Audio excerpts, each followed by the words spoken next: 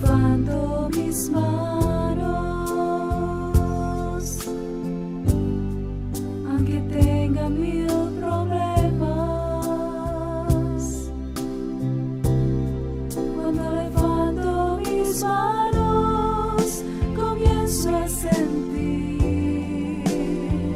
una unción que me hace cantar. Cuando levanto mis manos, comienzo a sentir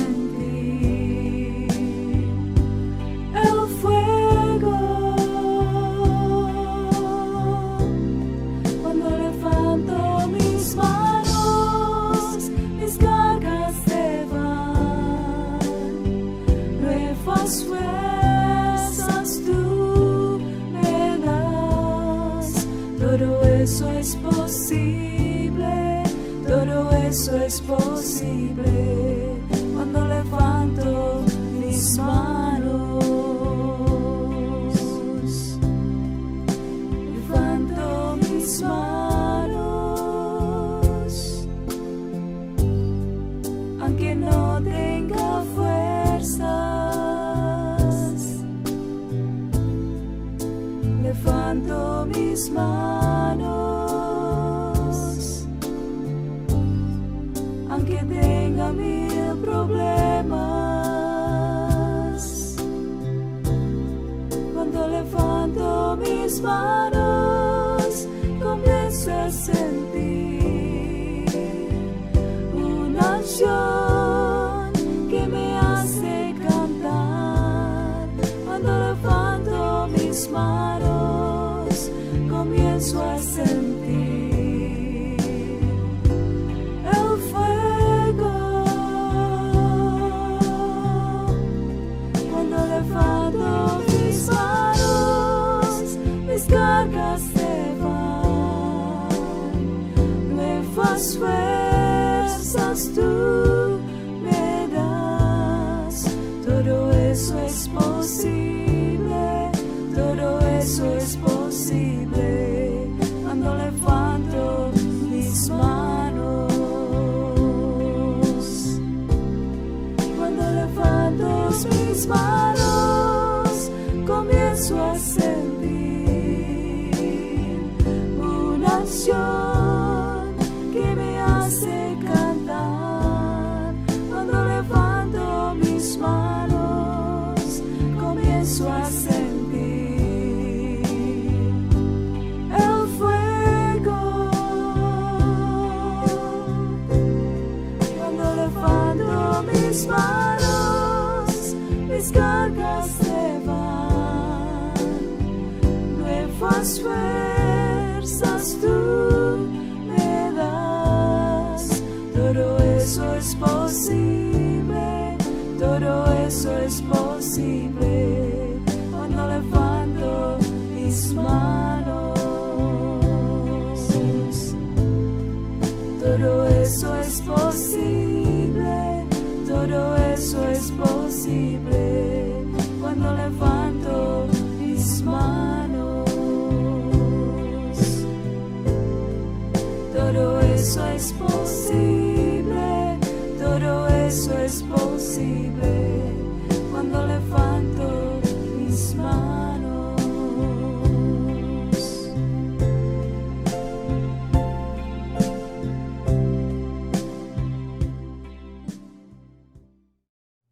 Dios los bendiga, hermanos. Qué bueno que nos acompañan en este día para nuevamente estar escuchando la palabra de Dios.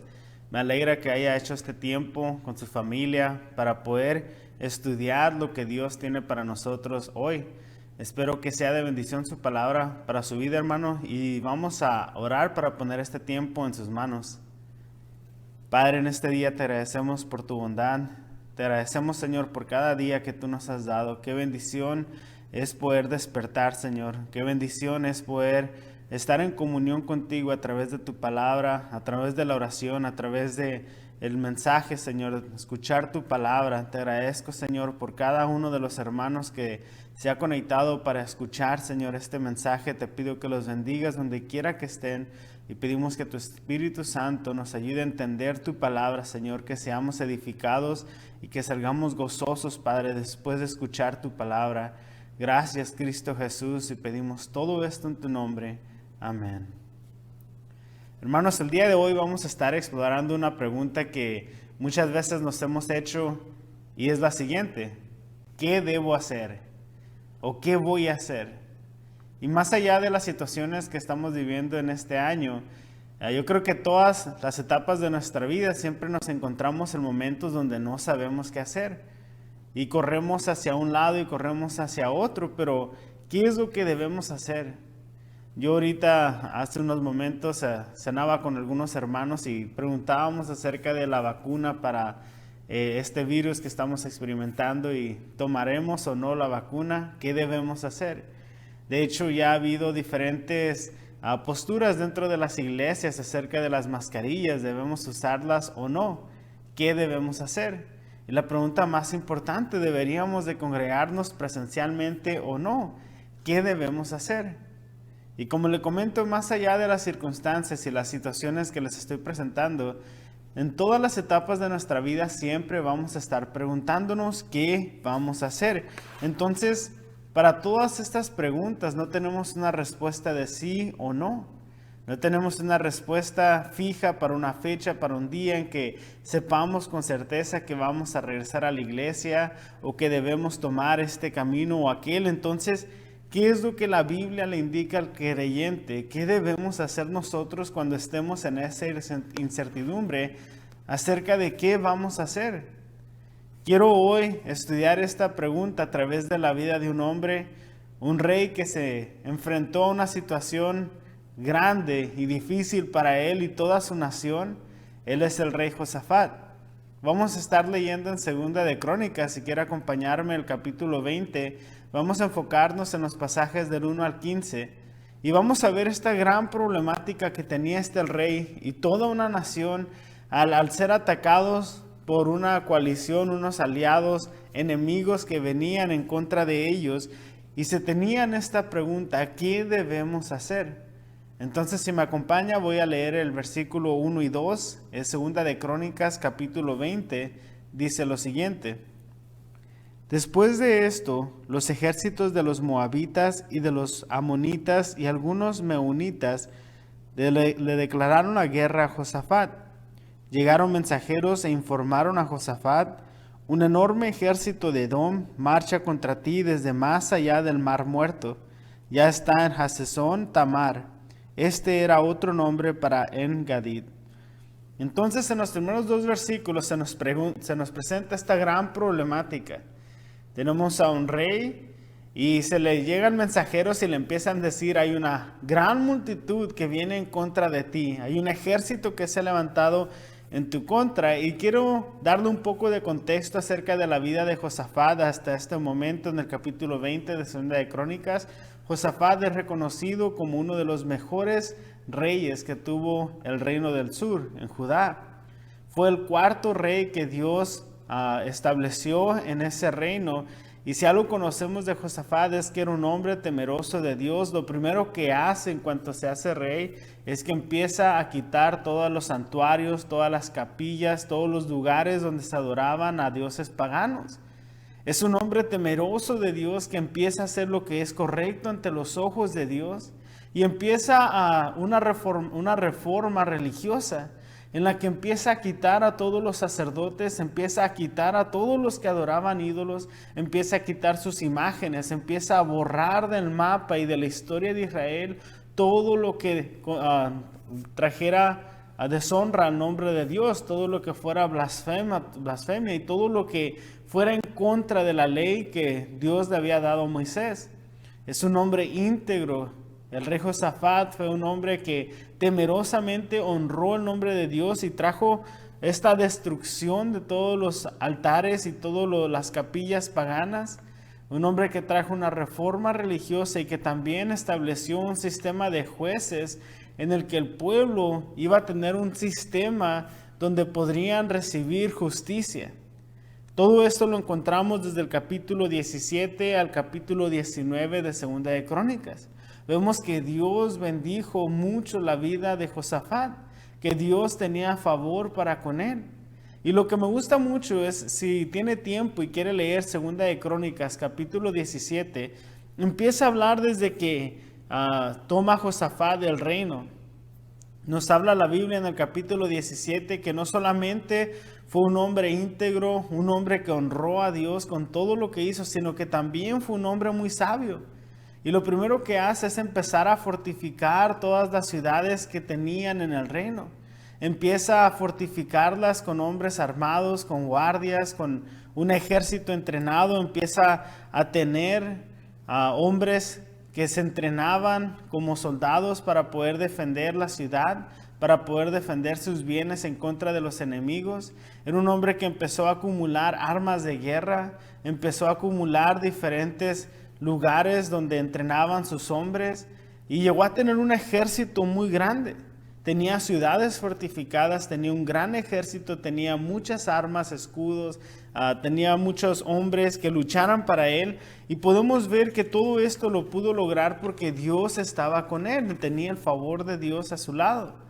También nos dice la Biblia que los reinos que se encontraban a su alrededor le rendían a él tributo, le pagaban a él impuestos y era un hombre muy respetado en su área. Todo esto porque Dios tenía favor para con él. Entonces, en todo este tiempo que estamos viendo, antes del capítulo 20, vemos que Dios está con Josafat. Josafat levanta buenas ciudades fortificadas, levanta un buen ejército, tiene escudos, tiene armas de guerra, tiene todo lo que necesita para la guerra. Estaba haciendo todo bien, hermano.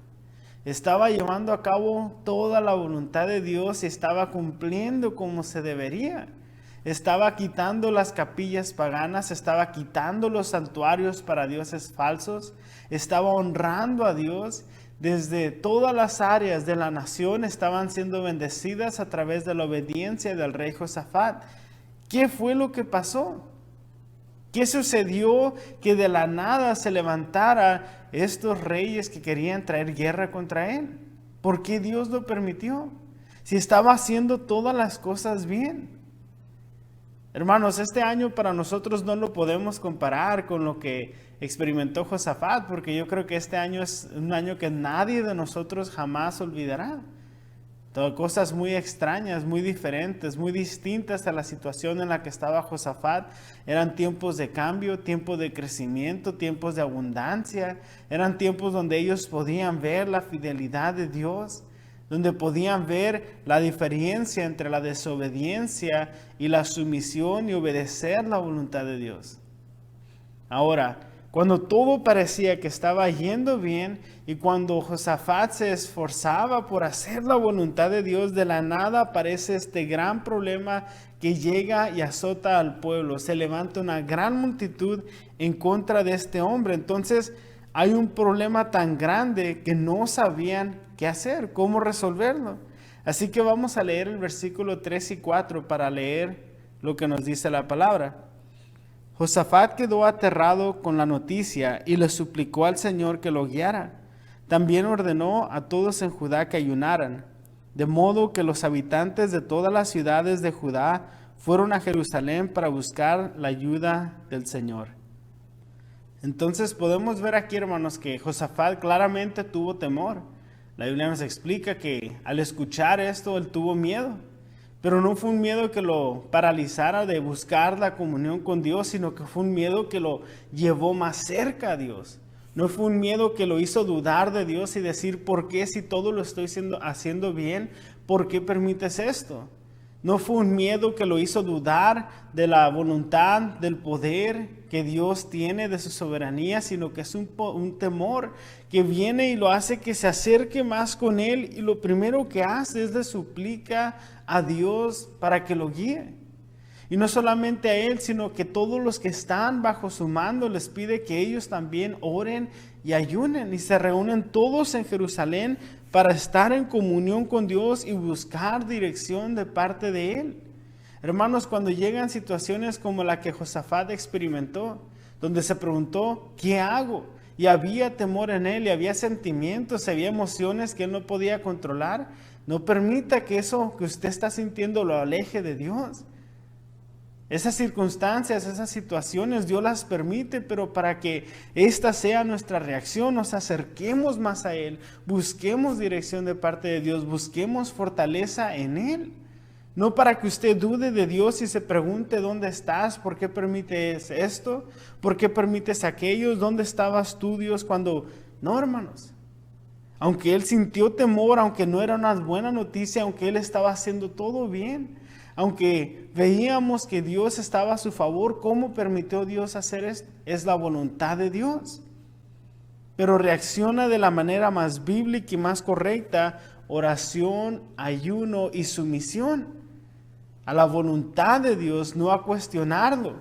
Entonces, si tenía un gran ejército, si Dios había permitido que él tuviera armas de guerra y le trajeran diferentes tributos y impuestos y se los pagaran a él, si tenía soldados entrenados, si tenía todo esto, ¿por qué no actuó con prontitud y dijo: ¿sabes qué? Voy a llamar a mi ejército y lucharemos en contra de ellos? Porque lo que encontramos en las Escrituras, hermanos, es un ejemplo de un creyente bíblico. Encontramos un ejemplo de lo que debe de hacer el creyente en esos tiempos de dificultad: buscar primeramente la voluntad de Dios, buscar primeramente la respuesta en Él, buscar en Él lo que nosotros necesitamos, tanto emocional como en cada ámbito de nuestra vida, porque solamente Él es el que nos puede guiar. Era muy fácil para Josafat como rey solamente llevar a sus hombres a la guerra y defenderse, pero él decide buscar primeramente a Dios. Y vamos a leer el versículo 5 al 9 y vamos a leer la oración que hace Josafat. Quiero que le preste mucha atención porque habla muchas del carácter de quién es Dios. Trae alabanza y adoración a su nombre y glorifica con cada una de sus palabras los atributos de Dios. Vamos a leer el versículo 5 al 9. Dice lo siguiente: Josafat se puso de pie ante la comunidad de Judá en Jerusalén, frente al nuevo atrio del templo del Señor, y oró diciendo: Oh Señor, Dios de nuestros antepasados, solo tú eres el Dios que está en el cielo, tú eres el gobernante de todos los reinos de la tierra. Tú eres fuerte y poderoso. Nadie puede hacerte frente. Oh Dios nuestro, ¿acaso no expulsaste a los que vivían en esta tierra cuando llegó tu pueblo Israel? ¿Acaso no les diste esta tierra para siempre a los descendientes de tu amigo Abraham? Tu pueblo se estableció aquí y construyó este templo para honrar tu nombre. Ellos dijeron: cuando enfrentemos cualquier calamidad, ya sea guerra, plagas o hambre, podremos venir a este lugar para estar en tu presencia. Ante este templo donde se honra tu nombre, podremos clamar a ti para que nos salves, y tú nos oirás y nos rescatarás. La oración que está haciendo Josafat, hermanos, está tan hermosa porque primeramente trae gloria y honra a cada uno de los atributos de Dios. Empieza a decir: tú eres el Dios que está en los cielos, tú eres el que está sobre todos los reinos de la tierra. Y está hablando de su poder y su soberanía, que no hay nadie que le pueda hacer frente. Josafat está reconociendo quién es su Dios, que todo lo que aquí en la tierra sucede es por su voluntad, que todo lo que sucede, hermanos, aquí es porque Dios lo ha permitido, y en vez de ponerse a cuestionar y preguntar, solamente empieza a orar y a declarar quién es Dios. Aún en esos momentos de angustia y de temor, él reconocía quién es Dios. Aún cuando él en su corazón tal vez estaba atribulado, él no perdía de vista quién es Dios, a quién estaba orando, a quién se había acercado, quién es su refugio. Y aunque tal vez en su mente él estaba pensando otras cosas más adelante: ¿qué voy a hacer? ¿Cómo le va a hacer Dios? ¿Cómo vamos a poder resolver esta situación? Podemos ver claramente que en su oración él no perdía de vista quién es Dios. Muy diferente a nosotros cuando estamos en un problema, lo primero que queremos es que Dios responda y que Dios lo haga como nosotros queremos. Que ya venga la respuesta de Dios, no queremos sufrir, no queremos que nada nos suceda, no queremos aprender, no queremos escuchar. Pero aquí, aunque su corazón estaba lleno de temor, él sigue adorando a Dios. Entonces, la última parte que leíamos ahí del versículo 9, habla de que nos salves y tú nos oirás y nos rescatarás. Claramente Josafat sabe de quién viene la respuesta, quién es el que rescata, quién es el que salva. Y vamos a brincarnos el versículo 10 y 11 y vámonos al versículo 12 y vamos a ver varios detalles del versículo 12. Dice lo siguiente: oh Dios nuestro, ¿no nos vas a detener? Somos impotentes ante este ejército poderoso que está a punto de atacarnos. No sabemos qué hacer, pero en ti buscamos ayuda. El versículo 12 continúa siendo la oración de Josafat. Y hay varias cosas que quiero resaltar, hermanos. Primeramente dice, somos impotentes ante esta multitud. Somos impotentes ante ellos. El mensaje que le trajeron a él era de que una gran multitud, que varios reyes se habían juntado para hacerle guerra. Y en su temor y en todo lo que está pasando, él está orando y diciendo, Señor, tú eres soberano, tú eres poderoso. Aquí sabemos que tú eres el que nos va a rescatar. Y en el versículo 12 dice, somos impotentes, aún con sus caballos, aún con sus hombres de guerra, aún con los escudos y las armas que él había juntado, dice, somos impotentes. Él sabía, hermanos, que no eran sus armas las que iban a ganar la guerra. Él sabía que no era el hombre más entrenado o el mejor soldado que tuviera. Josafat claramente está reconociendo que la victoria solamente viene de Dios, viene por parte del Señor. Entonces, cuando otros hubieran decidido ir a la guerra y luchar y averiguárselas por sí mismo, hacerlo en sus fuerzas, él dice, no, la victoria únicamente viene del Señor. Y la segunda parte del versículo del versículo 12, dice, no sabemos qué hacer. En su oración es una oración tan sincera y tan genuina en la que le está diciendo a Dios, no sé qué hacer. Este es un hombre que está dirigiendo a una nación, que tiene que tomar las mejores decisiones para su pueblo, pero no las mejores decisiones que él piensa, sino siempre siendo guiado por Dios mismo. Hermanos, ¿qué hacemos nosotros en esta situación, los padres de familia, los que tienen a hijos, esposa, que las decisiones que ellos toman impactan también la dinámica en el hogar y las cosas que suceden en la familia? Reconoce que no sabe qué hacer. ¿Cuántos de nosotros nos presentamos a Dios y en nuestra oración le clamamos y le decimos, Señor, no sé qué hacer? Guíame, muéstrame el camino. Muéstrame en tu palabra, dame la sabiduría, que tu Espíritu Santo me ayude a entender tu voluntad.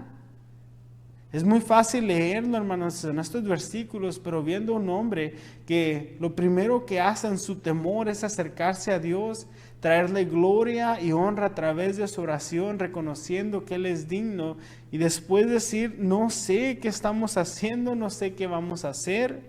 Lo que no hizo Josafat es reunirse con sus comandantes para que le dieran un plan de cómo ellos iban a resolver esto. Lo que no hizo Josafat fue venir ante Dios y en su oración decirle, ¿sabes qué, Dios? Primero necesito que hagas esto, segundo esto, tercero, no vemos nada de eso en la oración de Josafat.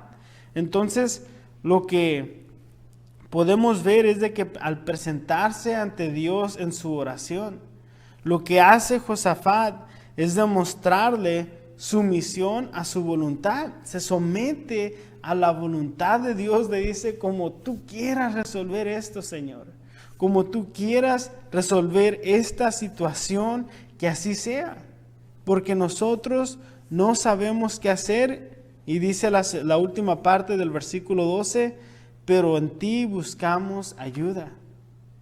Claramente está buscando que se haga la voluntad de Dios, que como Dios quiera resolver esta situación, que eso es lo que ellos van a hacer. Pero en ti buscamos ayuda. Hermanos, para Dios, en otras ocasiones le he comentado, no hay problemas grandes ni problemas chicos. El detalle es de que nosotros decidimos que por qué cosas sí vamos a orar y por qué cosas no. Qué cosas pensamos que están dentro de nuestro alcance para solucionar o hacer. Hermanos, Dios es poderoso, soberano. Él está llevando a cabo su perfecta voluntad. Él tiene nuestras vidas en sus manos. Él sabe lo que hace, por más doloroso, por más que no lo entendamos. La semana pasada veíamos la vida de Job, que este hombre que era un hombre íntegro, que era un hombre justo, lo que más temía se cumplió en su vida. Y ahora estamos viendo a Josafat, un hombre que estaba llevando a cabo todo lo correcto ante los ojos de Dios. Ahora hay una gran calamidad que se le está acercando, un ejército que viene a luchar en contra de ellos, y claramente en su oración y en su temor dice: no sabemos qué hacer, pero en ti buscamos ayuda. ¿En dónde buscamos ayuda a nosotros? Usted y yo, hermanos, ¿en dónde buscamos ayuda primero? Muchas veces la oración es lo último que hacemos, y es una oración sin fe. Es una oración nomás para decir que oramos, para decir que le pedí a Dios. Es una oración que solamente lo hacemos como parte de la costumbre, pero no es algo que hacemos sinceramente de corazón, que tomemos el tiempo para exponer nuestro corazón delante de Dios. Ante esta oración que hace Josafat, vamos a ver parte de la respuesta de Dios, hermanos, en el versículo 13 y 14. Dice lo siguiente: mientras todos los hombres de Judá estaban de pie ante el Señor junto con sus esposas, sus hijos, aún los niños pequeños, el Espíritu del Señor vino sobre uno de los hombres ahí presentes. Se llamaba Jaziel, hijo de Zacarías, hijo de Benaía, hijo de Jehiel, hijo de Matanías, un levita, quien era un descendiente de Asaf. Quiero detenerme aquí, hermanos, solamente para remarcar lo que dice el versículo 13, que vemos aquí cómo estaban no solamente los hombres, sino que también estaban sus esposas y aún los niños pequeños, que todos como familia estaban buscando esa comunión con Dios para poder saber qué hacer. Hermanos, usted no está solo. Padre de familia, usted no está solo. Tiene a su esposa, tiene a sus hijos, y aquí vemos claramente estaba el rey que trajo a todo el pueblo, y no solamente eran los hombres adultos, sino que eran hombres, esposas, hijos. Juntos estaban buscando la dirección de Dios. Juntos estaban buscando que Dios les ayudara en esta situación en la que estaban cuando ellos no sabían qué hacer. Juntos como familia estaban buscando que Dios respondiera. Qué bonito ver esto, hermanos. Como le digo, en cada parte de este pasaje que estamos leyendo podemos ver un ejemplo bíblico de qué hacer cuando no sabemos a dónde ir, cuál es la respuesta, qué camino tomar. Y vamos a brincarnos al versículo 15. Dice lo siguiente: dijo: escuchen, habitantes de Judá y de Jerusalén, escuche, rey Josafat, esto dice el Señor: no tengan miedo, no se desalienten por este poderoso ejército, porque la batalla no es de ustedes, sino de Dios. Más adelante, si continuamos leyendo el relato, podemos ver cómo no tuvieron que luchar en absoluto, no tuvieron que hacer nada, Dios les dio la victoria. Pero lo que podemos ver aquí en este versículo, hermanos, es cómo Dios responde. Un pueblo que viene ante Él, un rey que reconoce que no sabe qué hacer, que busca en Él ayuda, que en su temor reconoce los atributos de Dios, que sabe a quién se ha acercado, que sabe quién es Dios. Podemos ver cómo Dios les responde y les dice: no tengan miedo, no se desalienten por esta situación, no se desalienten por lo que está pasando con este poderoso ejército, porque la batalla no es de ustedes. Hermanos, ¿cuántas veces nosotros nos hemos atribulado, angustiado en el pasado por problemas que pensamos que jamás íbamos a superar, que era una situación que hacía que nuestro corazón latiera más rápido y se nos subiera la presión y nos sentíamos estresados, pero de repente pasó y ahorita ya no nos acordamos, nos reímos de la situación, decimos, tan fuerte pensé que estaba o era esa situación, pero ya lo superamos, gracias a Dios. Hermanos, cuando el creyente está en Dios, tiene comunión con Él, busca dirección de Él, podemos claramente ver que la victoria, que la batalla se encuentra en las manos de Dios. Entonces, son demasiadas las cosas que no podemos nosotros controlar, hermanos.